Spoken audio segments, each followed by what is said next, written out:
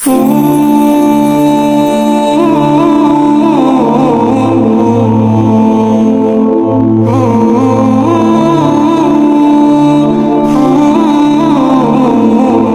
ধরে সালাম করা জায়েজ আছে কিনা? সালামের জন্য কোথাও হাত দিতে হয় না, এটা গাড়ি স্টার্ট না তো, যেটা হাত দিয়ে সালাম দিতে হবে। সালাম দিবেন মুখে, হাতের কাম কি? বুঝেন নাই কথা? সালাম হবে আসসালামু আলাইকুম ওয়া রাহমাতুল্লাহ। এখন পাও ধরে সালাম দিতে হবে মানে কি? এটাকে সুইচ নাকি যেন হাত দিয়ে সালাম দিতে হবে? এটা কোনো দরকার নেই। সালাম হবে কি দিয়া রে ভাই? মুখ দিয়া। জি, তবে হ্যাঁ, সম্মান করে মুরব্বীদেরকে, সালাম ভিন্ন জিনিস, মুরব্বীদেরকে সম্মান করে কপালে চুমা দেওয়া যেতে পারে।